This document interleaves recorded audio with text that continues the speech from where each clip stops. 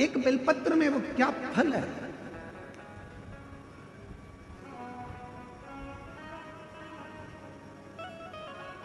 एक रिसर्च में निकला कि सियोर वाला महाराज कहता है कि एक बेलपत्र शंकर जी पे चढ़ी हुई खाओ, शिव जी पे चढ़ा हुआ जल पियो, उसका आखिर लोगों की स्वास्थ्य में कैसे लाभान्वित हो रहा।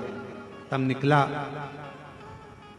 एक एंटी ऑक्सीडेंट उस बेलपत्र के अंतर्गत होता है जो बीमारी को दूर भगा देता, रोग दूर भगा देता। हम तो यहां तक कहेंगे, अगर कोई व्यक्ति को पेट की प्रॉब्लम हो, डॉक्टर को दिखा रहे हो, एसिडिटी से जुड़ी हुई प्रॉब्लम हो, कब्ज की हो, या कोई पेट से जुड़ा हुआ कोई भी प्रॉब्लम हो, बेलपत्र में भरपूर मात्रा में फाइबर होता है। बेलपत्र में भरपूर मात्रा में फाइबर होता है।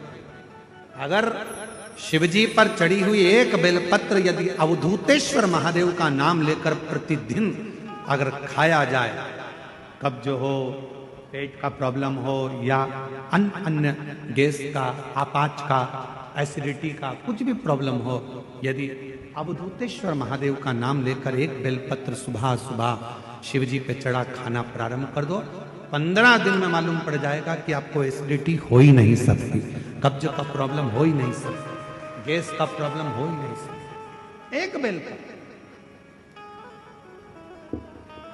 क्योंकि बेलपत्र के एक पत्ते में भी फाइबर की मात्रा बहुत ज्यादा मात्रा में, भरपूर मात्रा में फाइबर बेलपत्र में होता है। सारी समस्या का हल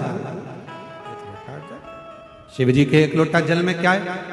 कई रिसर्च सेंटरों में रिसर्च चला कि शंकर भगवान पर जल चढ़ाकर पीने का, उस आचमन का, शिवजी पे चढ़े हुए जल को अपने शरीर पर लगाने का, शंकर पर चढ़ा हुआ जल अपने घर में छींटने का फल क्यों मिल रहा है, लोगों को इतना लाभान्वित क्यों हो रहा है। तब रिसर्च सेंटरों में निकला कि शंकर भगवान के शिवलिंग पर जब जल चढ़ता है तो वो जल चारों तरफ घूमकर उत्तर की ओर जाता है, और वो जल जब हम पीते हैं या हमारे घर पर उसका प्रोक्षण करते हैं, छींटते हैं, तो हमारे घर से दुख, तकलीफ, कष्ट सारे ग्रह अनुकूल होते चले जाते हैं और हमारा आनंद सुख बढ़ता चला जाता है, बढ़ता चला जाता है। नौकरी में उम्र की सीमा होती है, इतनी उम्र वाला ही नौकरी कर सकता है। परीक्षा में समय की सीमा होती है कि इतने समय में ये एग्जाम क्लियर करना है, इतने समय में पेपर देना है। नौकरी में उम्र की सीमा होती है, परीक्षा में समय की सीमा होती है, गाड़ी में गति की सीमा होती है कि इससे ज्यादा मत चढ़ाना।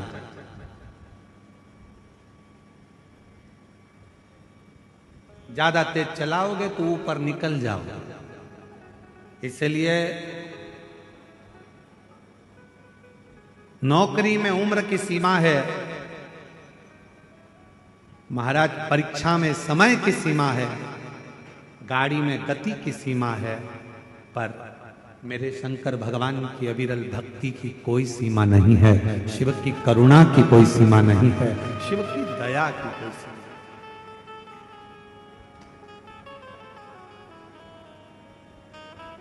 दया की कोई सीमा।